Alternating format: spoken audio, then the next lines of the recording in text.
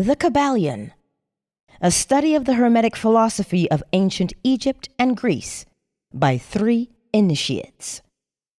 The lips of wisdom are closed, except to the ears of understanding.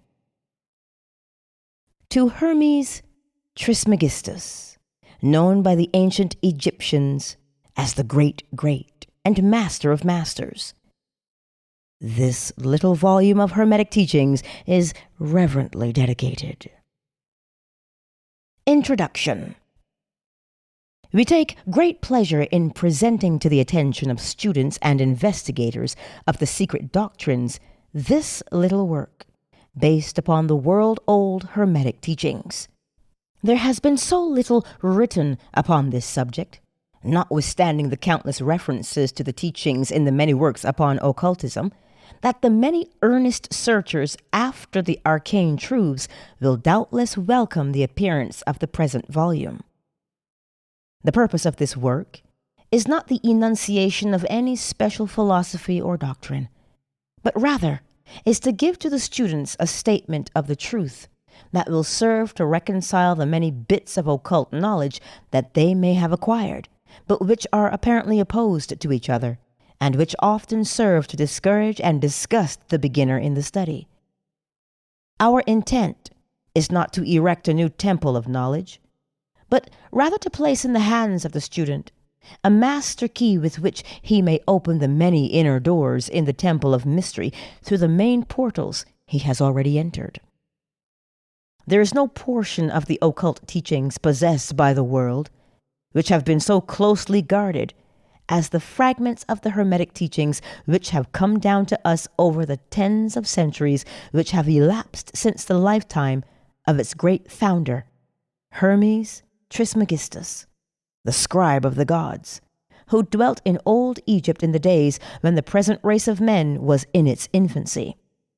Contemporary with Abraham, and, if the legends be true, an instructor of that venerable sage, Hermes was and is the great central sun of occultism, whose rays have served to illumine the countless teachings which have been promulgated since his time.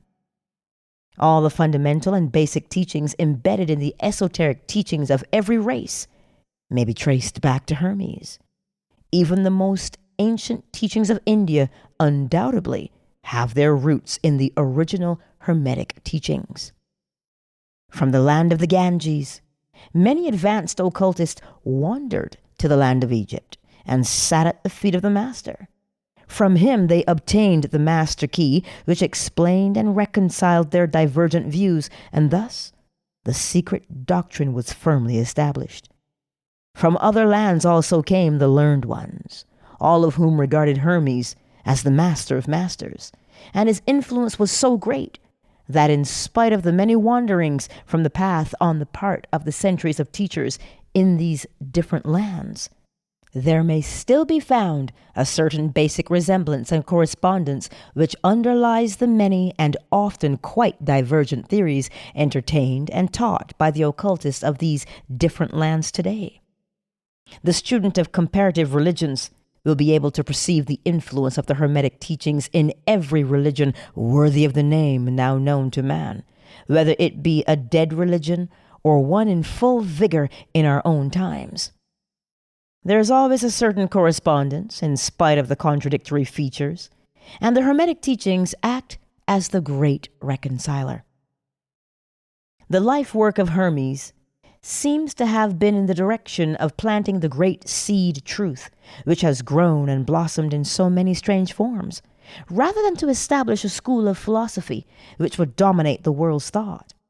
But nevertheless, the original truths taught by him have been kept intact in their original purity by a few men in each age, who, refusing great numbers of half-developed students and followers, followed the Hermetic custom and reserved their truth for the few who were ready to comprehend and master it.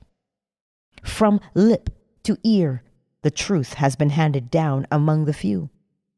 There have always been a few initiates in each generation, in the various lands of the earth, who kept alive the sacred flame of the Hermetic teachings, and such have always been willing to use their lamp to relight the lesser lamps of the outside world when the light of truth grew dim and clouded by reason of neglect, and when the wicks became clogged with foreign matter. There were always a few to tend faithfully the altar of the truth, upon which was kept alight the perpetual lamp of wisdom. These men devoted their lives to the labor of love, which the poet has so well stated in his lines. Oh, let not the flame die out, cherished age after age in its dark cavern, in its holy temples cherished, fed by pure ministers of love. Let not the flame die out. These men have never sought popular approval, nor numbers of followers. They are indifferent to these things, for they know how few they are in each generation who are ready for the truth, or who would recognize it if it were presented to them. They reserve the strong meat for men, while others furnish the milk for babes. They reserve their pearls of wisdom for the few elect who recognize their value and who wear them in their crowns, instead of casting them before the materialistic vulgar swine who would trample them in the mud and mix them with their disgusting mental food. But still these men have never forgotten or overlooked the original teachings of Hermes, regarding the passing on of the words of truth to those ready to receive it, which teaching is stated in the Kybalion as follows: Where fall the footsteps of the master, the ears of those ready for his teaching open wide. And again, when the ears of the student are ready to hear, then cometh the lips to fill them with wisdom.